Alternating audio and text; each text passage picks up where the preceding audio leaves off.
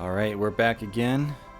We are going to head over to that swamp dungeon I mentioned before. Assuming we can get there. If I can remember how to get there.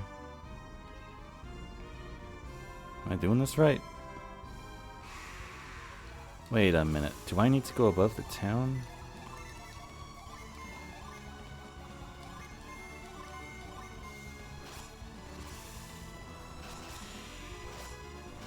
Ah, punch at just uppercut me.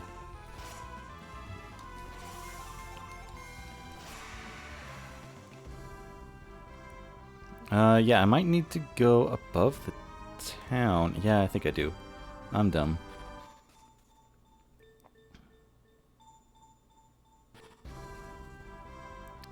Alright, it's gonna be a little bit of a trek, but we'll get there.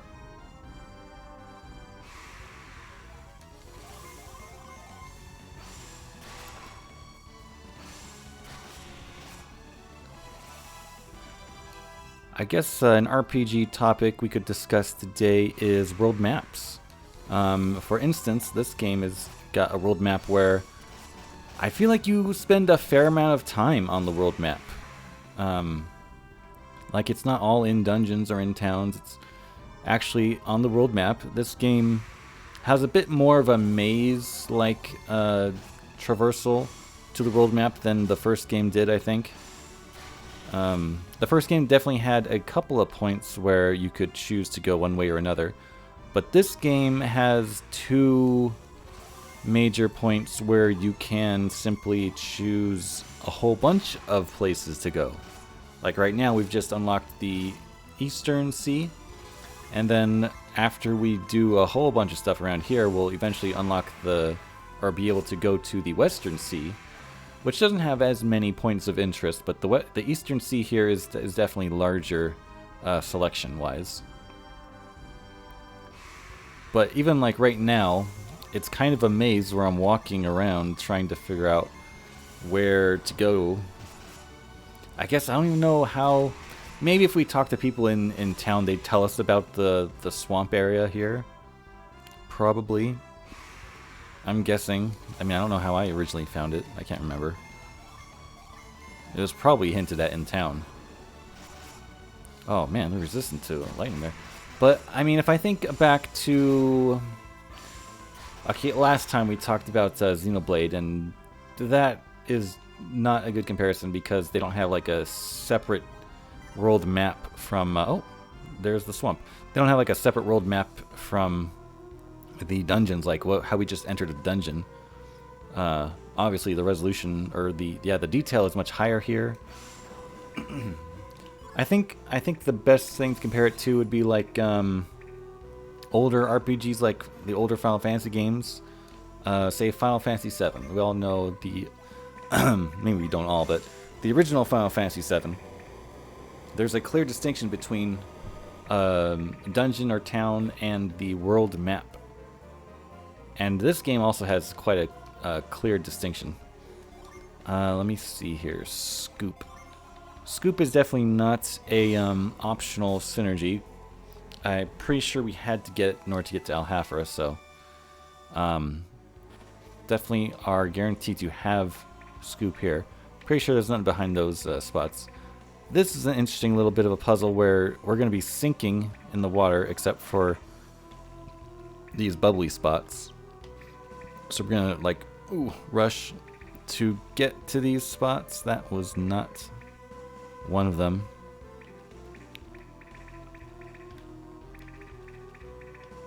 Let's see. There we go.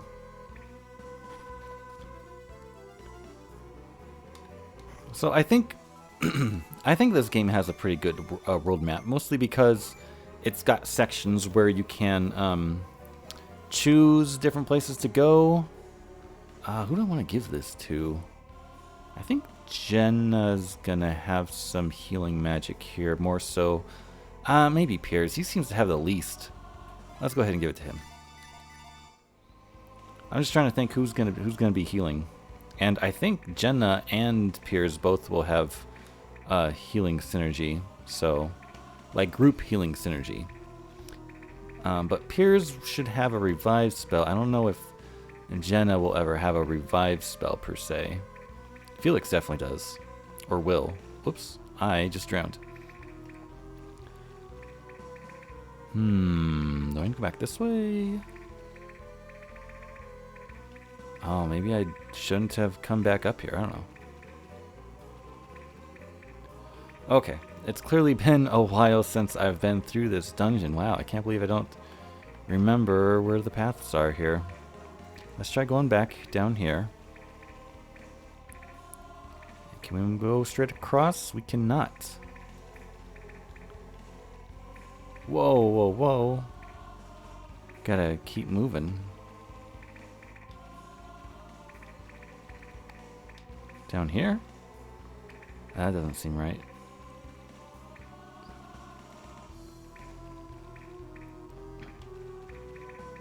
There we go.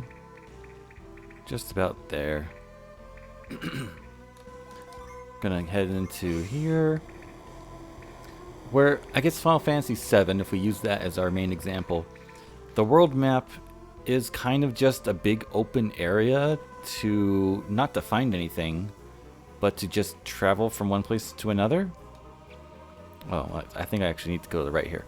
I don't think FF7 has a good world map, because there's like not a whole lot to do besides go from one place to another. There are maybe like 2 or 3 secret areas on the world map.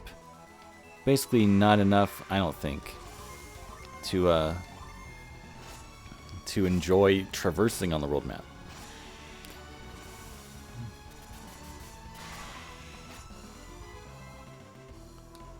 Is there something underneath that? We also still need to go back to Kimbombo with this Cyclone Synergy to get the Witch Doctor magic, whatever. But we'll get there in time, I think. Oops. Gonna go ahead and plug this hole here. Definitely want to come to this swamp. It's not like it is optional for the story.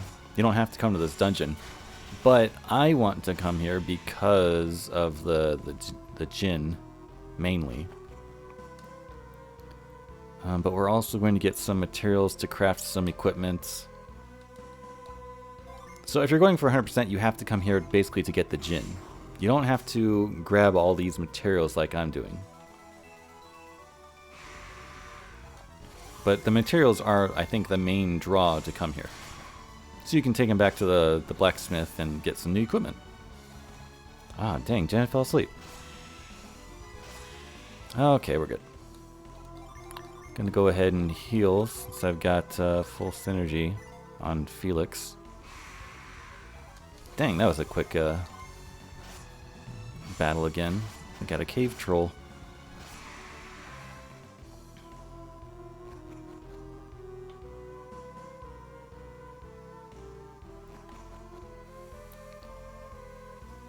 So yeah, I think there's definitely more things to do on the world map portion of this game compared to like Final Fantasy VII. I think even compared to the first Golden Sun, there's more forking points, like or branching points. There's more points on this world map where you can go one way or another, where in the first game there's only like maybe a couple of spots, and even so there's only a couple of options. I think I want to drop down here. Yeah, I didn't want to drop down at that first one because it would have plopped me down in between the platforms.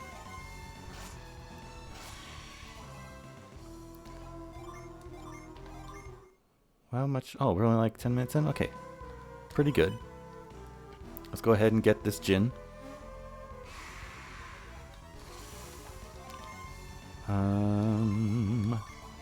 See if she can paralyze it. Ah, jeez, and that is why we save before fighting a Djinn in a dungeon, because otherwise I'd have to leave the screen and come back in order for him to respawn. It's also why we're not going to be too complex in choosing our attacks here. There we go. Not running this time. Paralyzed? No? Okay. Getting a lot of unleashments here, though. Still not dead. Or felled. I mean, we don't actually want to kill it. We want it to join our team. Oh, man. There we go.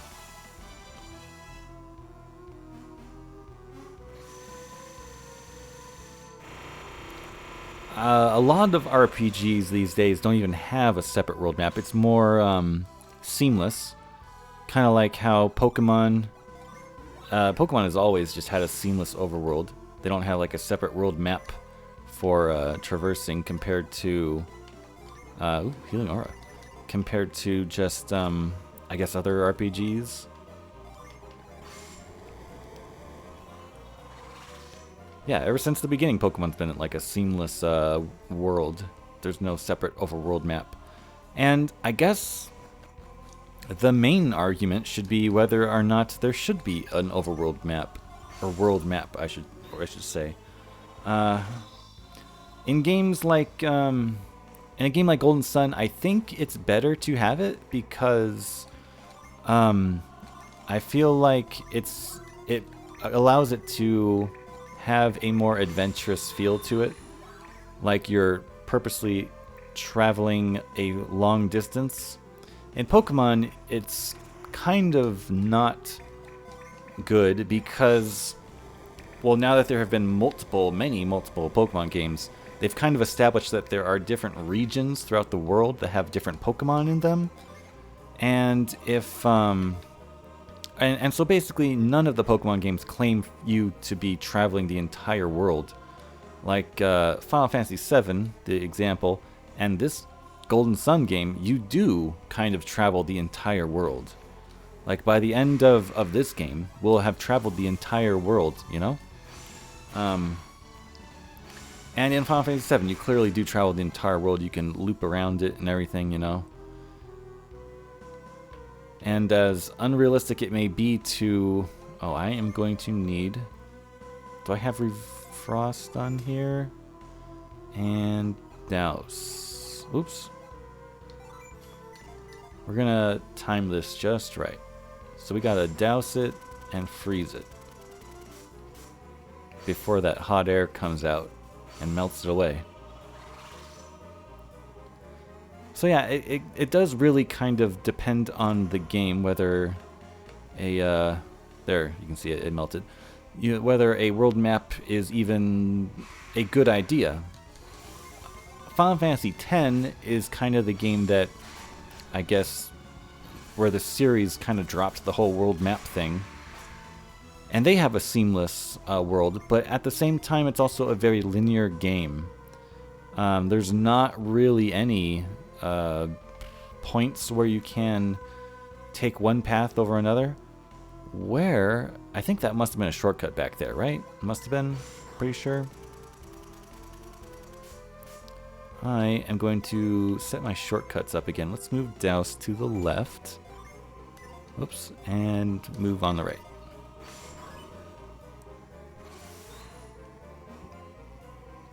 So now here we've gone kind of deep into the caves where we're getting into lava. So this is kind of an interesting change of scenery for this dungeon. It's pretty cool.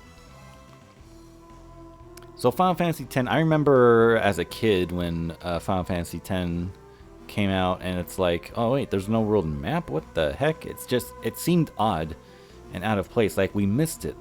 And like eventually later when you get the airship, you can't travel the... We were expecting like, oh, now we'll be able to see the world map and explore it. No. It's just a menu navigation that you tell the ship where you want to go and it just warps you there. So, I think there definitely is something to world maps that has its own kind of magic, its own kind of feel that is something special. It doesn't mean every game should have a world map, but I do think that there is some value in having a world map versus a seamless transition. And, I mean, like, a game like Xenoblade Chronicles shouldn't have like a separate world map, because I mean that game is seamless, and especially in an open world game like Xenoblade X, having a world map would be terrible, because the whole point is kinda to be seamless and be open world and be able to travel to wherever you want without using a separate world map. I guess I don't know if any modern games use a world map. Maybe there's a danger that world maps are just going to be gone forever. Let's use plasma.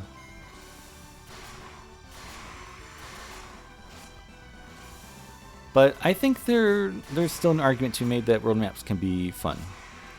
It's good to convey the feeling of like you're traveling a long distance without actually having to travel the whole distance on foot. Because by having the world map, you kind of remove some of the traveling. The traveling becomes quicker, actually. Like the fact that we're walking around and all the mountains look like relatively our height. That's kind of just like I don't know what the word is. They're conveying the idea that we're traveling this distance without actually... If it was like a seamless world, everything would have to be to scale. By having things out of scale for this world map instance, it allows you to convey that you're traveling far distance without actually doing it. And that is actually something that's going to be interesting to see in the Final Fantasy VII Remake Episode 2, because they've left Midgar, so now we're going to see... I don't know if they're just going to start the next game, they're already in like the next town, or is there going to be... it's probably going to be like Final Fantasy 15 traversal, where like maybe you can't just go off and wander off wherever you want. I doubt 7-2 is going to be like an open world game. It's probably going to be somewhat linear, kind of like the first episode was. Not that that's bad, I'm just saying it's not going to be like the original. And that's kind of been the main thing with the Final Fantasy VII Remake, is that it's different. And it's not bad, it's just different. Alright, Stardust. And I think that is it for this dungeon. But so I guess my main point is that world maps are kind of going away, or are already gone. Maybe world maps are already gone. If anybody knows of any current or relatively new JRPGs that have world maps, let me know, because I'd be curious to see if world maps are still a viable thing. Like maybe, I don't know, do you think there's any reason that world maps shouldn't stay around? I think it has its own kind of charm to explore this kind of open area without needing a ton of details like most modern games do. But you can still like find secret areas like this place here. This is tucked away in an area where you really can't find it unless you have an idea of maybe know where to look. Because, I don't know, I just think that there is something special to having world maps. But let me know in the comments below if you agree or disagree. I'd like to hear what if there are any arguments for either side besides the things that I've already said. And definitely give me game recommendations if there are any games that have world maps that are more newish. Whoops. Felix cannot straight up heal anymore for some reason. He can cure poison, but he can't just heal HP. So I think by the time we get back to our ship, we're going to be out of time. But then we'll be on to another adventure after this, which is pretty nice. Oh, we got to head back to the blacksmith first and get some new equipment. Now, I guess I don't think the stuff we're turning in right now is really that big a deal. But in the late part of the game, there's some material that it comes. All these forged materials come in limited quantities, and the stuff that he makes from them is like random. So at the end stage of the game, I will be what I normally do is I will reset until I get the exact thing I want, because you know I want the best equipment. But none of the things that he gives us here are going to be best equipment level, so I'll just take whatever random thing he gives me. And again, we have to leave town before he'll be done. But that's all we have to do. We just got to leave this town and then go right back in. And that one NPC right there in the way, he can just randomly walk into our way and cause us to not get here on time. Ooh, that looks pretty cool. Comet Mace. Ooh, it's even better than Felix's current weapon. Wow, almost 60 increase in damage output? Is that for... No, that's only like 30 for him. He's got an old weapon. And she's got an old weapon. I'm going to go ahead and give it to her. Looks like she could use something new. What else you got?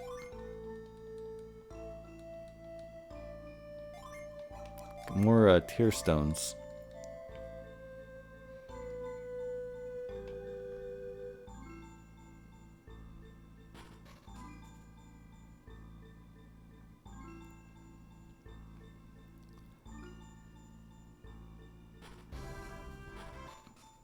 I guess I'm gonna brainstorm some more RPG topics. Especially for when, I guess, I don't know, the swamp dungeon wasn't like bad or anything. It definitely had some unique things to it. Oh, we got another clear bracelet, which isn't bad. We've already got one, but I think a bunch more than one person. Oh, just can equip it? It's only one better? Okay, fine. I will save. If we get another clear bracelet, I'm gonna reset. You gotta give me something else, dude.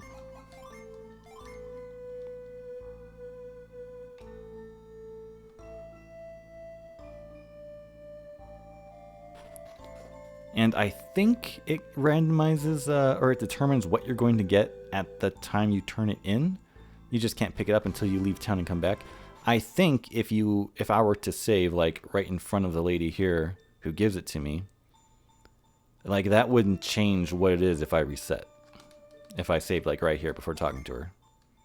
Oh, okay. It's something different, at least. Pure circlet? Let's go ahead and give it to her. She usually has less defense. And now I'll sell off the stuff that I don't want. Oops.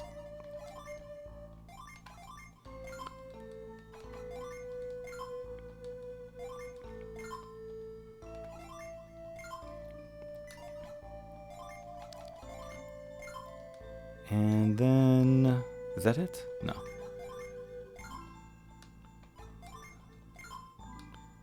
Let's see. Does this person have any artifacts? Which would be like... oh, no. Okay. It would be like potions and like synergy crystals and stuff like that. Okay, that, I believe, is where we will end it this time. Thanks for watching. If you have any, I guess, suggestions for RPG topics to discuss in future episodes where there's nothing in particularly exciting happening in the dungeon itself, but more stuff to talk about, I guess, in between actions, let me know in the comments below. I'm going to come up with a few more that I know of that I want to discuss. But thanks for watching, and I'll see you in the next video.